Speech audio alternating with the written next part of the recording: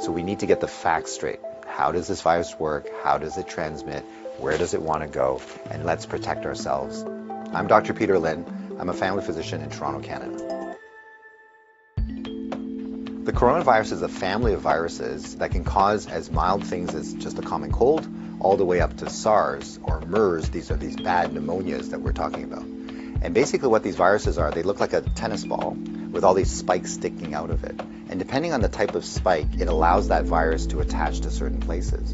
So some viruses, they have the spike that attaches to your nose. So basically you just get a common cold. But the SARS virus and this new virus that we're talking about has the spike that allows it to attach to the cells in your lung. And when it attaches there, it puts in information to make photocopies of itself. So it uses our equipment to make more viruses. I'm declaring a public health emergency of international concern over the global outbreak of novel coronavirus. Most of the coronaviruses live in animals. In this particular case, it was from Wuhan. There was a fish market where they were selling live animals. And the thought is that the virus was in a live animal, then it crossed into a human. But then what we found was that people were getting sick in terms of healthcare workers, in terms of family members that were looking after them, which now meant that the virus can pass from human to another human. Just like all viruses, it needs to reach a target, which is your lung. And it has to get there with your help. It has no feet and no wings. So therefore it needs us to move it there. So that's why we keep saying, don't hang around sneezy people because you're going to breathe it in. And don't touch your face because that's how the virus is going to get in. The masks are helpful, but they're not necessary because they're leaky. The ones that you and I buy basically have pockets here, so therefore the virus can get in. What the masks really do is they stop us from touching our face. If you're sick, we tend to mask you, so therefore you're not spewing out the viruses to other people sitting around you. The true people that have the real masks are the N95. Those are sealed. These are for the doctors that may be caring for the patients. So in the beginning, the coronavirus will cause kind of like flu-like symptoms or a cold. So people just get the stuffy nose, that kind of thing.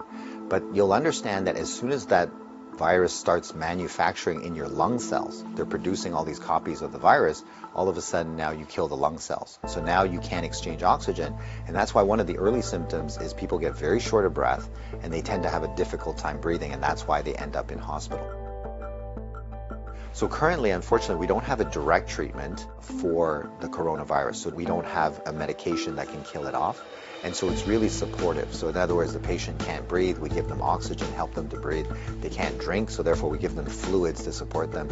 Their kidneys begin to shut down, we help them with all those things. So it's a very supportive process.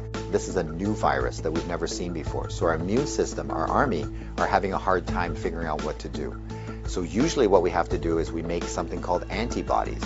So these are things that can grab onto the spikes that we see on the virus, and it'll get rid of the virus for you, and that will actually bring you back to good health. So therefore the elderly may have a worse outcome, and of course the young children. So the babies, their immune system is not so good either, so they may not make those antibodies as well.